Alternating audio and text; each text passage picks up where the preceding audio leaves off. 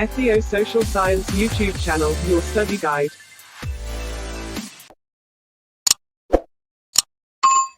ሃይ ሰላም እንዴት ናችሁ? ውድ የኢትዮ ሶሻል ዩቲዩብ ቻናል ተመልካቾች ዛሬ እንግዲህ ይዤላችሁ የመጣው 4.3 ዘ ሚድል ኤጅ ኢን ኤዥያ በኤዥያ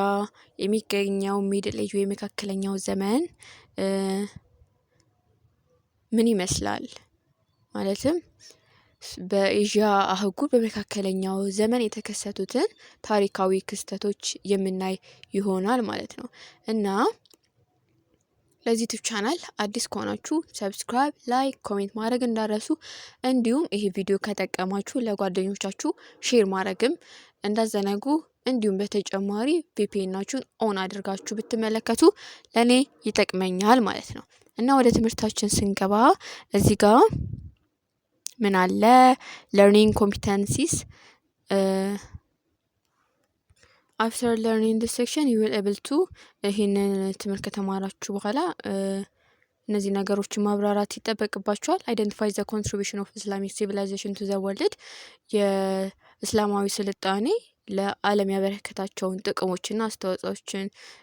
ትማራላችሁ እና examine the way through which the Ottoman Turks becomes super powers of the world እና ኦቶማን ቱርኮች እንዴት ተነሱ፣ ምን አይነት ስልቶችን ተጠቀሙ፣ ምን አይነት ሁኔታዎች ረዷቸው የሚሉትን እንመለከታለን እና describe the political, economical and cultural achievement of the Tang and Song dynasties in China የታንግ እና የሶንግ ስርዓተ መንግስት በቻይና ምን አይነት እድገት እንዳመጡን በዝርዝር እንመለከታለን ማለት ነው። እዚህ ጋር ደግሞ ብሬንስቶርሚንግ ኩዌስችን አለ። what types of oral tradition have you ever heard about the rise of Islamic religion about Sunni and Shia Islam እስልምና እንዴት ተጀመረ የሚነገሩ እነዚህ ወጎች እንዳስሳለን እና ሱኒና ሺአ እስልምናን በተመለከተ ምን የሰማችሁት ነገር እንዳለ እና why do Muslim considers መካ sacred እና መካ ለእስልምና እምነት ተከታዮች ለምን ትልቅ ቦታ ተሰጠው እና ለምንስ የተቀደሰች ከተማ ተደርጋ ትቆጠራለች የሚሉትን በዚህ ምዕራፍ ላይ የምንመለከት ይሆናል የምናይ ይሆናል ማለት ነው። እና ለዚህ ዩቲዩብ ቻናል አዲስ ከሆናችሁ ሰብስክራይብ ማድረግ እንዳረሱ። 4.31 ስንመለከት the rise and the expansion of Islam በዚህ ክፍል እስልምና እንዴት እንደተጀመረ እና እንዴት ወደ ተለያየ የዓለም ክፍል እንደተስፋፋ የምናይ ይሆናል ማለት ነው እና Islam is a religion preached in Arabians by Muhammad in the 7th century AD. He was born in Mecca about 570 AD. እና ሙሐመድ preached that there is only one God, that is Allah, and he Muhammad was his messenger. እና እስልምና በሰባተኛው ክፍለ ዘመን በአረብ ምድር በነብዩ መሐመድ አማካኝነት የተጀመረ ሃይማኖት ነው እና ነብዩ መሐመድ መካ ውስጥ ተወልደው ይሄ አላህ ያላ መልእክተኛ መሆናቸውን ይናገራሉ ማለት ነው እና Islam is an Arabic word for submission to the will of Allah, and Muslim are those who believe in their preaching. Islam is a religion and a way of life. Muslims believe that the Quran, the holy scriptures of Islam, is the word of Allah as revealed to Muslims, the prophets. እና እስልምና ማለት ለአላህ መታዘዝ ማለት ነው እና ቁርአን ደግሞ የአላህ ቃል ለነብዩ መሐመድ የተላለፈ ቅዱስ መጽሐፍ ነው ብለው ሙስሊሞች ያምናሉ እና እስልምናም የህይወት መንገድ ነው ብለው ያምናሉ ማለት ነው እና መሐመድ begins his preaching in Mecca around 610 AD and gathered around him as a small community of followers. Soon the Quraysh Arabs and wealthy merchants in Mecca considered his teaching as the threat to their privilege. እና ነብዩ መሐመድ ስብከታቸውን በ610 ዓመተ ምህረት በመካ ከተማ ጀመሩ እና ቀስ በቀስ ተከታዮች ማፍራት ጀመሩ። ነገር ግን የቁረይሽ ጎሳዎች ሀብታም ነጋዴዎች ይህንን ሃይማኖት እንደ አደጋ መቁጠር ጀመሩ ማለት ነውና there was a fear that Mecca might lose its importance as the center of traditional religion because of the new preaching. The annual pilgrimage to the Kaaba or Holy Shireen in Mecca by Arabs from all over Arabia has been a source of considerable income for the merchants of the Mecca እና መካ የነበረችበት የሃይማኖት ማዕከልነት ሚና አደጋ ላይ ሊወድቅ ይችላል የሚል ስጋት ነበረባቸው እና በተለይ ደግሞ ወደ ካዕባ የሚደረገው ዓመታዊ ጉዞ ትልቅ የገቢ ምንጭም ስለነበር ስጋታቸውን ጨመረ ለቁራሾች ማለት ነው እና thus Muhammad and his followers faced persecutions and several attempts were made to kill him because of this in 622 AD Muhammad and his followers returned to the towns of Yathrib, later renamed as Medina al-Nabi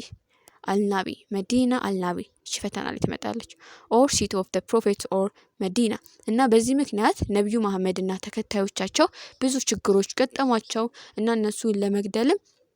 ሙከራ ተደርጎ ነበር ስለዚህ በ622 ዓመተ ምህረት ወደ ያትሪብ ከተማ ተወሰዱ ያትሪብ ደግሞ በኋላም ላይ መዲና ተብላ የተሰየመችው ማለት ነውና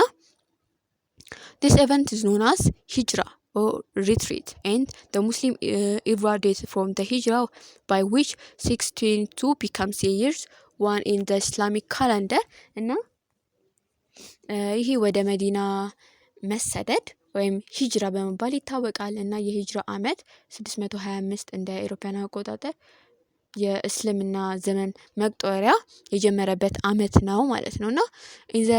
the inhabitation of Medina comes to be known as the Ansar or helpers and those who undertook the hijra were known as muhajirin or immigrants there are two groups formed the Sahaba or compositions of the prophet they formed the Ummah or community of Muslims እና በመዲና የነበሩ ሰዎች አንሳር ተብለው ይጠሩ ነበር እና ከመካ ወደ መዲና የሄዱት ደግሞ ሙሃጂሩ ተብለው ይጠራሉ እነዚህ ነገሮች ያዛችሁ ፈተና ላይ ይመጣሉ እና እነዚህ ሁለት ቡድኖች ደግሞ ሰሃባ በመባል የሚታወቁትን የነብዩ ባልደረቦችን ፈጠሩ እንዲሁም ኡማ የተባለውን የሙስሊሞችን ማህበርም መሰረቱ ማለት ነው እና ለዚህ ዩቲዩብ ቻናል አዲስ ከሆናችሁ ሰብስክራይብ የደውል ምልክቷን ተጫኑት እና Muhammad created rulers that governed and united Muslims in 630 AD after fighting battles with the Quraysh and their alliance Muhammad victorious ended Mecca he dedicated the Kaaba to Allah and it became the most holy place in Islam እና ነብዩ መሐመድ ሙስሊሞችን አንድ የሚያደርጉ ህጎችን አወጡ እና በ630 ዓመተ ምህረት ከቁራይሾች ጋር ተዋግተው መካን በድል ያዙ እና ካዕባን ለአላህ እንትናሉ እና ይሄም ለእስልምና እምነት ተከታዮች እጅግ ቅዱስ ቦታ ሆነ ማለት ነው እና in the next 2 years Muhammad worked to unite the Arab under Islam and establish control over much of Arab through both diplomacy and war and he died in 632 AD but the faith that he proclaimed continued to spread እና በቀጣዮቹ 2 ዓመታት ነብዩ መሐመድ አረቦችን በእስልምና ስር ለማድረግ ጥረዋል እና በዲፕሎማሲና በጦርነት ብዙ የአረቢያን ቦታዎችን ተቆጣጠሩ እና በ632 ዓመተ ምህረት አረፉ ነገር ግን ያመጡት የሃይማኖት መሰራጨቱን ቀጠለ ማለት ነው እና the prophet immediate successors were called caliphates the first 4 caliphate was Abu Bakr Umar Uthman Ali all of whom were tied to the prophet through marriage እና ከነብዩ መሐመድ ሞት በኋላ የመጡት መሪዎች ካሊፋ ተብለው ይጠሩ ነበር የመጀመሪያው 4 ካሊፋዎች አቡበከር ቅድም እንዳልኳችሁ እና እነዚህም ሁሉ ደግሞ ከነብዩ መሐመድ ጋር የጋብቻ ዝምድና ነበራቸው ማለት ነው when the third caliphate Uthama was murdered by a group of Muslims who had revolted because they were offered by some of his policies Ali was elected caliphate or imam of Medina እና ሶስተኛው ካሊፍ የነበረው ኡስማን በአንዳንድ ፖሊሲዎቻቸው ያልተደሰቱ ሙስሊሞች ገደሏቸው ማለት ነው ከዛ በኋላ ደግሞ አሊ መዲና ላይ ካሊፋ ወይም ኢማም ሆነው ተመረጠ ማለት ነው አሊ Now his election was not, however, accepted by some of the companions, particularly Muawiyah. Muawiyah, governors of Syria. This resulted in a civil war between the followers of Ali and those of the ሙዋዊያ እና አሊ ካሊፋ ሆነው መመረጡ ሁሉም ሰው አልተቀበለውም። በተለይ ደግሞ የሶሪያው ገዢ የነበረው ሙአዊያ ተቃወሙ ማለት ነው። እና ይህም በአሊ እና በሙአዊያ ደጋፊዎች መካከል የእርስ በርስ ጦርነት እንዲነሳ ምክንያት ሆነ ማለት ነው። እና አሊ agreed to the formations of the arbitrations committed of two members, one representing him and the others Muawiyah, but many of Ali's followers rejected the idea of arbitrations and abandoned him. They come to be known as ካርጂትስ ዶስ ዊዝድሮ እና በተጨማሪ ምንድነው አሊ ከሙአዊያ ጋር ለመወያየት የሽምግልና ኮሚቴ እንዲቋቋም ተስማሙ። ነገር ግን ብዙዎቹ የአሊ ደጋፊዎች ይህንን ሀሳብ አልተቀበሉትም። በዚህ ምክንያት ከአሊ በመለየት ካርጂትስ ተብለው ተሰየሙ ማለት ነው። መስማማት ያልፈለጉት እና at the same times revolt against Muawiyah. Eventually Ali was murdered in 661 AD by the followers of Muawiyah እና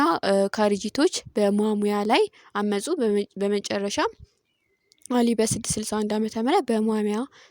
ተከታዮች ተገደለ ማለት ነው። እና before his death the prophet had practiced and indicated that governing the community should be based on shura or mutual consultations. When he died, Muslim disagreed about who should be chosen to be the leaders of the community. እና ነብዩ መሐመድ ከመሞታቸው በፊት ማህበረሰቡን በጋራ በመመካከር መምራት እንደሚገባ አሳስበው ነበር። ነገር ግን ከሞቱ በኋላ ሙስሊሞች ማን መሪ መሆን እንዳለበት ላይ አልተስማሙም። እና one group of Muslim felt that Muhammad had designated his son-in-law Ali or husband of Fatima as his successor. They were known as Shia Ali, the party of Ali, or Shiites. እና አንድ የሙስሊም ቡድኖች ነብዩ መሐመድ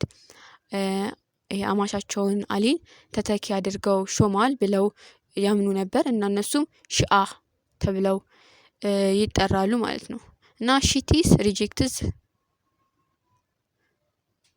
rejected the consensus of the community and replaced it with the doctrine that there was in every age an infallible imam to whom alone Allah entrusted the guidance of humankind. They preferred the terms imamate to caliphate and imam to caliphate. እና ሺአዎች አላህ የሰውን ልጅ ለመምራት በየጊዜው የማይሳሳት ኢማም ይልካል ብለው ያምናሉ። ስለዚህም ኢማም የሚለውን ቃል ከካሊፋ ይመርጣሉ ማለት ነው። እና ለቃሎቹ በጣም ይቅርታ፣ በጣም የሚከባብዱ ቃላቶች ናቸው። እና አናዘር ግሩፕ እና ለዚህ ዩቲዩብ ቻናል አዲስ ከሆናችሁ ሰብስክራይብ፣ ላይክ፣ ኮሜንት ማድረግ እንዳረሱ እንዲሁም ቪፒኤናችሁን ኦን አድርጋችሁ መመልከትም እንዳዘነጉ። አናዘር ግሩፕ felt that any pious male Muslim from Muhammad tribe could lead the community, saying there could be no prophet after Muhammad. This successor called a caliph was without any divine or protective function. They were also called Sunnis because they follow the Sunnah, that is the way of the prophet. እና ሌላኛው ቡድን ደግሞ ከነብዩ መሐመድ በኋላ ሌላ ነብይ ስለማይመጣ ከማንኛውም የነብይ ጎሳ የሆነ የሙስሊም ማህበረሰቡን መምራት የሚችል ብለው ያምናሉ። እና እነዚህ ደግሞ ሱኒ ተብለው ይጠራሉ፣ ምክንያቱም የነብዩ መሐመድ ሱናን ስለሚከተሉ ማለት ነው። እና from the struggle among Muslim the Sunnis emerged victoriously. እና በሙስሊሞች መካከል በተፈጠረው አለመግባባት ሱኒዎች አሸነፉ ማለት ነው። like the split between Roman Catholic and Eastern Orthodox Church, the divisions between Sunni and Shiite Muslim has survived to the present day with profound impact of the latter's Muslim history. እና በክርስትና እምነት ውስጥ እንደ ሮማን ካቶሊክ እና ምስራቅ ኦርቶዶክስ መካከል ያለው ልዩነት ሁሉ በሱኒና በሺአ ሙስሊሞች መካከል ያለው ልዩነት እስከ ዛሬም ቀጥሏል ማለት ነው እና ይህም በእስልምና ታሪክ ላይ ትልቅ ተጽዕኖም ያሳድሯል ማለት ነው እና ቱዴይ Sunnis comprise 90% of the world's total Muslim population. Most Shiite lived in Iran and Yemen እና በአሁኑ ጊዜ ሱኒዎች ከጠቅላላው የሙስሊም ህዝብ 90% ይዛሉ እና አብዛኛው ሺአዎች የሚኖሩት እንደ ኢራን፣ ሊባኖስ፣ ኢራቅና የመን ባሉ ሀገሮች ነው ማለት ነው እና the major doctrine difference between Sunni and Shiite Islam are the following እና በሱኒና በሺአ እስልምና መካከል ዋና ዋና የሆነ ልዩነቶች አሉ። ለምሳሌ የሱኒ ህግ ቁርአንን፣ ሐዲስን፣ የማህበረሰቡን ስምምነት እና ተመሳሳይነት መሰረት ያደርጋል እና የሺአ ህግ ደግሞ ቁርአንን፣ ነብዩንና የኢማሞችን ሐዲስ፣ የኢማሞችን ስምምነትና ምክንያትን መሰረት ያደርጋል። እነዚህ ነው ልዩነቱ ማለት ነው እና beside Sunni Islam accepted the belief in the coming of the Mahdi or the writing guide one who restore justice through the centuries. Mahdis appeared in various countries from time to time እና ከዚህ በተጨማሪ ሱኒ እስልምና ፍትህን የሚመልስ መህዲ ወይም በእውነት የተመራ ይመጣል የሚል እምነትን ይቀበላሉ ማለት ነው እና በዘመናት ውስጥ ማህዲዎች በተለያዩ አገሮች ከጊዜ ወደ ጊዜ የተስተዋሉ ነበሩ ማለት ነው እና the Kharijites also developed into a religious sect and revolted against the caliphate and central governments of the Umayyad and Abbasid dynasties in Iraq, Arabs and Iran in the countries of the 7th and 8th centuries እና ካሪጂቶች ከጊዜ በኋላ የራሳቸውን ሃይማኖታዊ ቡድኖች ፈጠሩ እና በኡመያና በአባሲድ ስርወ መንግስታት ላይ አመጹ እና ይህም የሆነው በ7ኛውና በ8ኛው ክፍለ ዘመን ነበር ማለት ነው እና they insisted that anyone even a black slave could be elected as the head of the community if he had the necessary qualifications, piety, integrity and religious knowledge እና ካሪጂቶች ማንኛውንም ሰው የቆዳ ቀለሙን ምን ይሁን ምን ሃይማኖታዊ ዕውቀቱን ታማኝነትና አምልኮ ካለው መሪ መሆን ይችላል እነዚህ ነገሮች ካሉት መሪ መሆን ይችላል ብለው ያምኑ ነበር እና ባሪያም ቢሆን እነዚህ ነገሮች ካሟላ መሪ መሆን ይችላል ብለው ይከራከሩ ነበር እና they also asserted that anyone guilty of a serious sin was an unbeliever and an apostate and should therefore be put to death እና በተጨማሪ ከባድ ኃጢአት የሰራ ማንኛውም ሰው ከሃዲ ነው ስለዚህ መገደል አለበት ብለውም ይከራከሩ ነበር nevertheless the Khajiits were not supported by the majority of Muslims because of their religious intolerance toward other Muslims እና ነገር ግን አብዛኛው ሙስሊሞች ካሪጂቶች አልደገፉም ምክንያቱም ለሌሎች ሙስሊሞች ሃይማኖታዊ መቻቻል አልነበራቸውም ማለት ነውና therefore they remained minority in the eastern land of the caliphate in the Maghreb or northern Africa. The Kharijites had considerable followers among the Berbers who were dissatisfied with the oppressive Umayyad regimes እና ስለዚህ በምስራቃዊ የካሊፌት ግዛት ውስጥ አናሳ ሆነው ቀሩ ነገር ግን በሰሜን ምዕራብ አፍሪካ ወይም ማግረብ ኡማሚያዎች የኡማሚያ አገዛዝ ባልተደሰቱ በበርበር መካከል ብዙ ተከታዮች ነበሯቸው ማለት ነውና Islamic law governs the daily lives of Muslims around the world and Islamic tradition influenced ethics, behaviors and family relations. Muslim scholars developed the ሻሪያ እና የእስልምና ህግ በአለም ዙሪያ ላይ ያሉ ሙስሊሞች የዕለት ተዕለት ኑሮን የሚመራ ነው እና እንዲሁም የእስልምና ወጎች ስነ ምግባርና የቤተሰብ ግንኙነቶች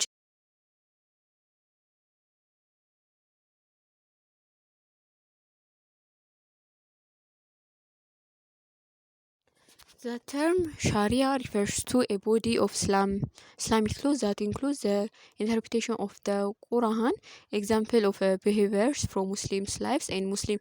traditions እና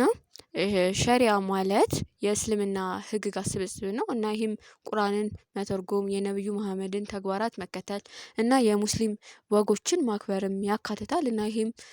በግለሰብና በማህበረሰብ ህይወት ላይ ተፈጻሚነትም አለው ማለት ነው እና ኢስላሚክ ሪሊጅንስ ኦልሶ ኢንሹርድ spiritual equality of all Muslims and gave right and protection to women. Islam's encourage education for men and women so that all Muslims could study the Holy Quran. እና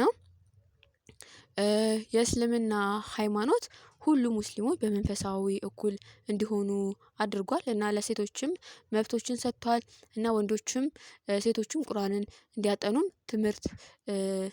አዘጋጅቷል ማለት ነው፣ ያበረታታል እና in the course of the 8th and 9th centuries different interpretations of what Islam's law should be were reflected in the emergence of different fiqh or school of thought or way of studying and practicing Islam's እና በ8ኛውና በ9ኛው ክፍለ ዘመን የእስልምና ህግ ምን መሆን አለበት በሚለው ላይ የተለያዩ አስተያየቶች ነበሩ እና ይህም የተለያዩ የፊቅ ትምህርት ቤቶች እንዲፈጠሩ ምክንያት ሆነ ማለት ነው እና ፊቅ ማለት ደግሞ እስልምናን የሚያጠኑ እና የሚለማመዱበት መንገድ ማለት ነው within the Sunni and Shia Islam there are 6 main school of Islamic law. the Hanafi, Malif, ይህ ነገር ፈተና ላይ ይመጣል በብዛት ሐናፊ፣ ማሊፍ፣ ሻፊ፣ ሐናባሊ school of thought belong to Sunni Islam. The Zaidi and Jafari are the two important Shia schools in Shiite Muslim countries. እና በተጨማሪ ምንድነው በሱኒና በሺአ እስልምና ውስጥ 6 ዋና ዋና የእስልምና ህጎች ትምህርቶች አሉ። ከነዚህም ውስጥ ሐናፊ፣ ማሊፊ፣ ሻፊኢ እና ሐንበሊ